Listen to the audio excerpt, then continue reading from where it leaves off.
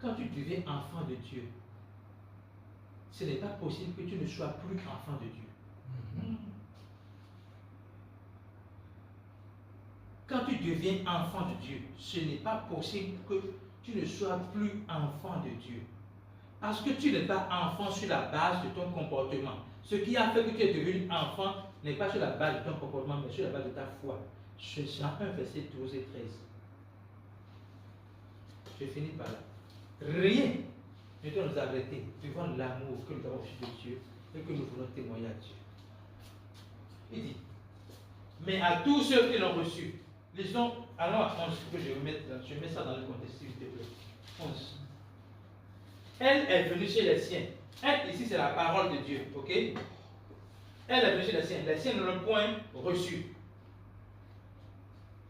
Notez bien, Jean 1, là, on commence à dire la parole. La parole de Dieu, ok? Donc, on parle de la parole ici. Elle était venue chez les siens ne l'ont point reçu.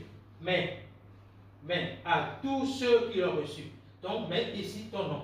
Mais à moi qui l'ai reçu, il m'a, et qui croit en son nom, il m'a donné le pouvoir de devenir enfant de Dieu. Donc, en croyant en Jésus-Christ, tu as reçu le pouvoir de devenir enfant de Dieu. Ok? Maintenant, comment tu es enfant de Dieu? Ce n'est pas parce que tu es né, ce n'est pas parce que. Et dit lesquels sont nés, non du sang. Ce n'est pas parce que tu es né du sang. Ce n'est pas le sang de ta mère, de ton père qui fait que tu es devenu enfant de Dieu. Ce n'est pas leur volonté non plus. Ce n'est pas la volonté de la chair et de l'homme, ok? Mais c'est de Dieu. Tu es né de l'Esprit de Dieu lui-même. Tu es devenu son enfant. Et ce n'est pas possible que, en tant que son enfant, tu ne sois plus son enfant. Parce que tu as fait une erreur. Image claire. Vous avez des enfants, ok? Est-ce que, parce que votre enfant a menti, il n'est plus votre enfant? On peut dire, Adito Touya. Tu connais ton père? Non, il n'est pas comme ça. Adito Touya.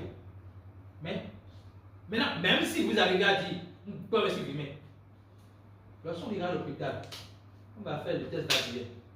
C'est votre enfant.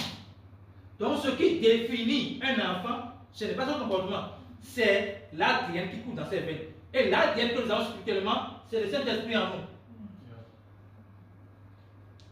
Donc, il était conscient que, même si, David sait que, même là, il est déjà au ciel.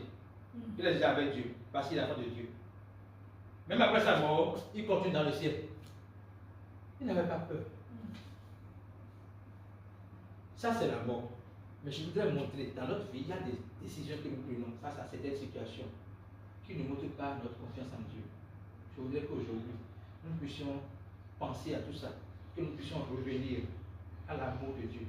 Savoir que malgré toutes les situations que je traverse, je dois tenir ferme dans l'amour de Dieu pour moi et dans mon désir de manifester cet amour aux autres. En tant que fils de Dieu, en tant que fille de Dieu, notre rôle, c'est de nous être toujours conscients que nous sommes son enfant. C'est parce que tu as difficulté aujourd'hui qu'on te fait des propositions intéressantes et qui acceptent juste pour sauver la face. Non.